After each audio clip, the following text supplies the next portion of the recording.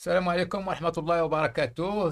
سعيد باللقاء معكم من جديد. اليوم إن شاء الله تعالى تتم le thème qu'on a commencé il y a bien sûr ça fait 2 semaines. Donc le thème l'électrostatique. D'accord. Ça concerne les élèves en classe préparatoire, ça concerne aussi les étudiants à la fac et aussi bien sûr les gens qui préparent l'agrégation. D'accord. Donc jusqu'à maintenant on a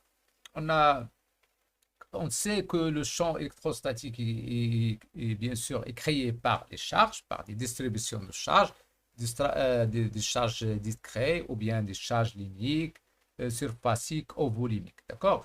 Jusqu'à maintenant, on sait comment calculer le champ électrostatique, les éléments de symétrie d'un champ électrostatique d'après les 2 vidéos qu'on a fait. On a fait un exercice sur le calcul direct du champ électrostatique. On sait maintenant la relation entre le champ électrostatique et le potentiel électrostatique qui est E égal à moins gradient.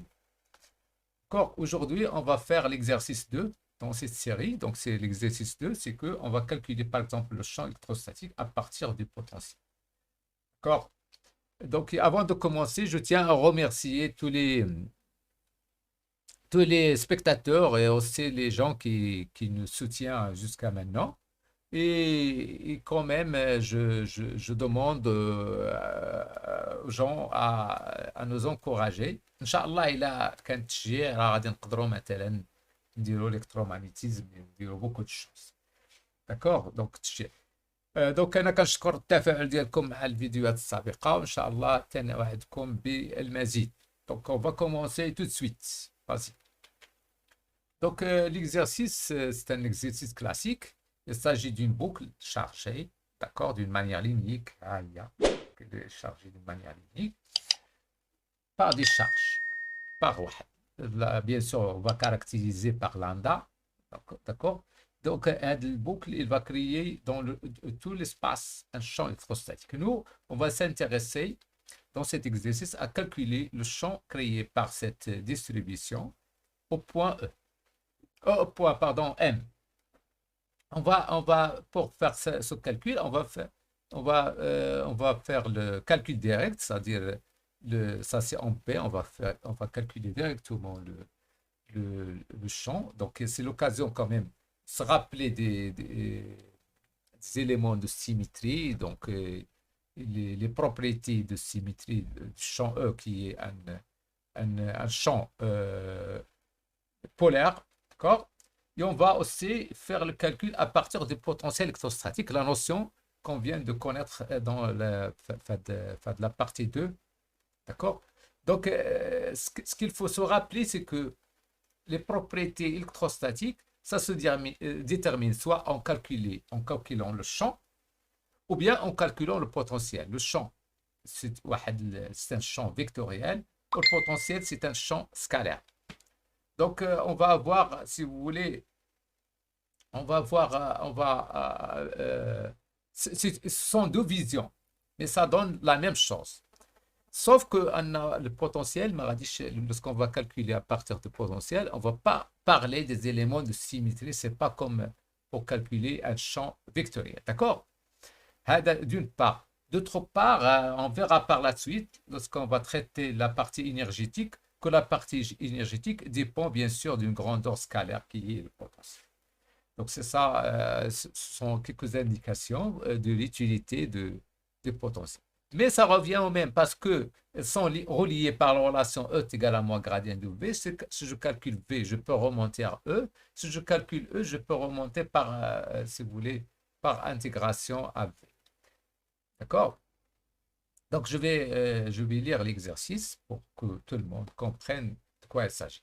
Donc, soit une boucle circulaire de centre O et de rayon grand R uniformément chargée par une densité linéaire lambda 0, lambda qui est bien sûr constante. Uniformément, c'est-à-dire, ça est constant, c'est-à-dire ne varie pas donc d'un point à l'autre.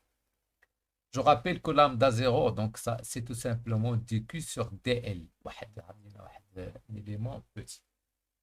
Soit E, le champ créé par ces distributions de charges en un point M. Donc, calculer. On veut calculer le champ créé ici. D'accord? De l'axe de la boucle. À partir du calcul du potentiel électrostatique, on va calculer le potentiel électrostatique en utilisant la relation E est égal à moins gradient de V. On va calculer E ça c'est dans un premier temps. Dans le deuxième temps, on va calculer directement E. Ça veut dire on va faire comme ce qu'on a fait dans l'exercice 1. Voilà, donc réfléchissez un petit peu et on corrige. Voilà, correction. Donc, la partie 1, donc, c'est qu'on va calculer à partir du champ, calcul du champ à partir du potentiel. Donc, voilà la distribution que nous avons. On va considérer un DL. Donc, cette DL, elle porte nécessairement une charge dQ. D'accord? Donc, DL va porter une charge dQ. Cette charge va créer un champ et un potentiel dans tout l'espace.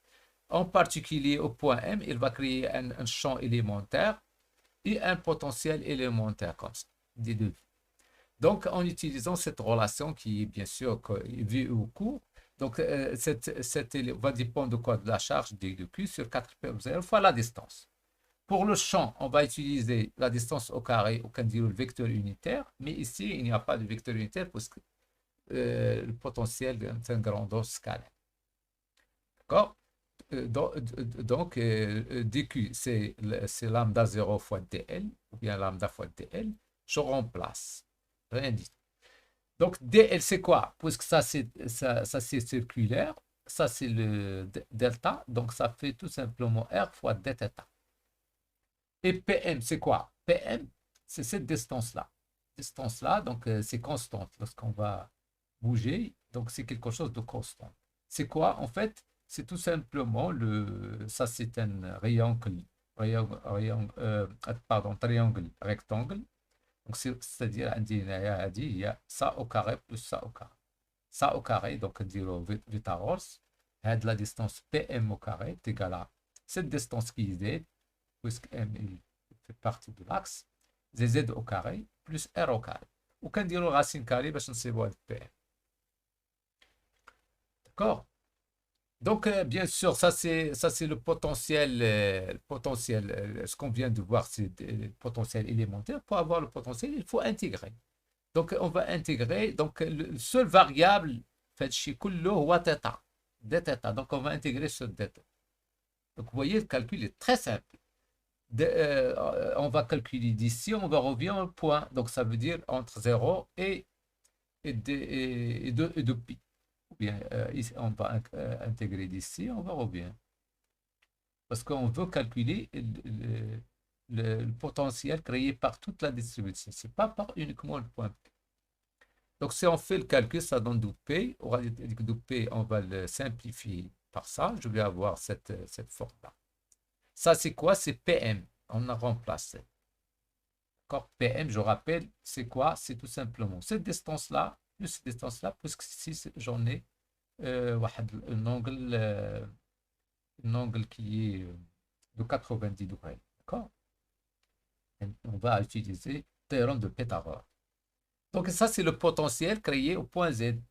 Bien sûr, ça va être de même, puisque si on dit Z au carré, si je remplace Z par moins Z, je vais avoir la même chose. Donc, ça, c'est le potentiel. Donc, mais nous, ce qu'on veut, c'est on veut calculer le champ électrostatique. On a maintenant le potentiel électrostatique, mais la question, c'est calculer le champ électrostatique. Ce n'est pas le potentiel. Donc, pour calculer le champ électrostatique, on va utiliser la relation qui est vue au cours, qui est E est égal à moins gradient de V. Voilà. Donc, il suffit de dériver. Pourquoi on a ici moins d de V sur d de Z? Tout simplement parce que, d'après l'expression de V, on voit qu'il est fonction uniquement de Z. Tout ça est constant, sauf Z. Et je sais que le gradient, c'est quoi? C'est la dérivation vectorielle. C'est-à-dire, on va dériver par rapport à X, et on va dériver par rapport à Y, on va dériver par rapport à Z, et on va transformer ce scalaire-là à un vecteur.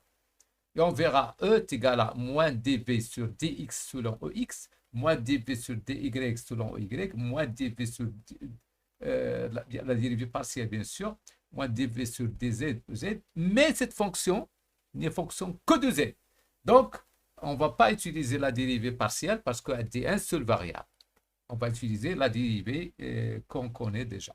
Ça veut dire moins dp sur dz selon ez, bien sûr selon k. C'est la même chose. Donc, en dérivant l'expression, ça, on va dériver ça. D'accord? On va trouver, bien sûr, ça.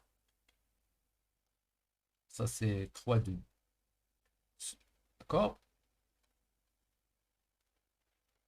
Tout simplement, selon K. Et ça, c'est le champ électrostatique créé en Z. Bien sûr, qui est égal à moins le champ électrostatique créé par moins EZ. Parce que celui-là, il est selon K. L'autre va être, bien sûr, selon moins OK. D'accord? Et on peut, bien sûr, voir ça en utilisant les éléments de symétrie. Ça, c'est la question A. D'accord? Maintenant, on va passer pour calculer le champ directement. Pour cela, il faut considérer les éléments de symétrie. D'accord? On va étudier la symétrie du système. D'accord? Donc, il possède cette distribution qui est bien sûr celle-là. Il possède tout plan qui contient l'axe est un plan de symétrie. Donc, il y a une infinité de plans qui contient l'axe OZ, qui est bien sûr un plan de symétrie.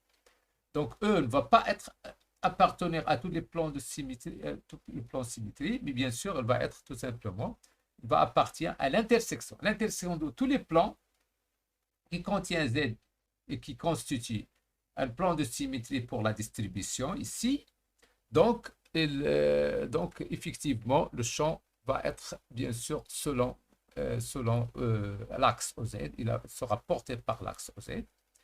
Bien sûr, il est selon K. D'accord?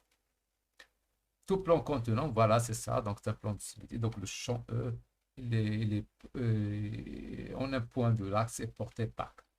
Donc, si je considère un élément, un petit élément d de L, donc il va porter la charge dq est égal à lambda 0.dl. Et dl, c'est quoi? C'est R de θ qu'on a déjà vu dans la partie A.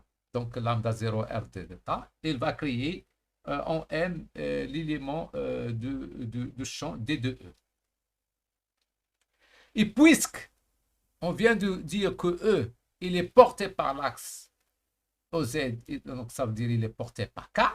Donc, effectivement, ce n'est pas la peine de calculer, parce que ça, c'est un élément. Il faut calculer D de EX, D de EY, D de EZ pour calculer le champ total E, qui est EX, I plus EY, G plus EZK. Mais puisque, d'après l'étude de symétrie, on sait que E, il est porté par K. Donc, ce n'est pas la peine de calculer les autres. On va calculer uniquement selon K. Donc, d'où on va faire la projection. D'où on va faire la projection, ça veut dire selon K, ça veut dire on va faire le produit scalaire. Donc, voilà, en faisant le produit scalaire, donc je vais avoir EZ selon K. Donc, voilà, le champ, il est porté par K. Donc, je calcule D de EZ. D de EZ, c'est celle-là. Donc, PM fois K. Bien sûr, fois le vecteur PM fois K. Donc, en faisant ce produit scalaire, je vais avoir le cosinus alpha. Regardez, ça c'est PM et ça c'est K. D'accord? Vecteur K. Ça c'est le vecteur EM. Donc, entre les deux, nous avons l'angle alpha. PM. Je peux, si vous voulez, translater PM ici pour avoir que l'angle entre les deux. Ça c'est K, ça c'est PM. Donc, il va y avoir l'angle alpha entre les deux. D'où ce cosinus alpha. Bien sûr, PM, comme j'ai déjà dit auparavant, c'est tout simplement ça c'est le module, fois le module, fois le cosinus. Le module de PM, ça fait PM. Et PM, on a vu auparavant, c'est R carré plus Z carré, racine carré. Donc, il y a un 2. D'accord? Voilà. Je peux remplacer le cosinus alpha par ça. D'accord? Et je vais avoir cette expression-là. D'accord? Et je vais intégrer, bien sûr, par rapport à donc, le variable ici, c'est quoi? C'est uniquement θ, parce que tout ça est constant. Même le cosinus alpha est constant. Regardez, je reviens sur. Voilà, regardez. Alpha est constante puisque, si vous voulez, en changeant de place, alpha reste toujours constante. K, ça est constante, R constante, lambda 0 constante, Z constante, puisque je ne vais pas changer le point. Je change uniquement ici, je me déplace uniquement sur la distribution. Donc, tout ça est constante, sauf θ. Donc, si je me déplace, θ qui varie. Donc, si j'intègre, je vais avoir 2P. D'accord? Entre 0. Non, ça c'est faux. Entre 0 et soi-disant, entre 0 soit et 2P. Donc, je vais avoir 2P et normalement, ce P-là doit, si vous voulez, je ne dois pas avoir ce P-là. Donc, si je compare les deux résultats, regardez. Voilà, donc il faut corriger s'il vous plaît. Donc, pardon, j'ai oublié. Donc, normalement, ce P-là ne doit pas être figuré. Donc, je vais avoir uniquement lambda 0 RZ sur 2 epsilon 0 fois ça. Bien sûr, selon cas. Donc, c'est exactement comme ici. Donc, corriger, donc, pas avoir ce P-là. Donc, comme vous voyez, donc, on a abouti au même résultat, d'accord, avec deux méthodes différentes. Ici, lorsqu'on veut calculer le champ, on va faire appel aux éléments de symétrie. Alors que lorsqu'on va utiliser le potentiel électrostatique, on ne va pas faire appel aux éléments de symétrie. J'espère que cet exercice vous apporte du nouveau. Merci de votre attention. Je vous donne rendez-vous, bien sûr, pour un autre exercice, un autre thème. Merci à vous. N'oubliez pas, encouragez-nous. Nous attendons toujours vos suggestions, vos remarques. Merci, au revoir.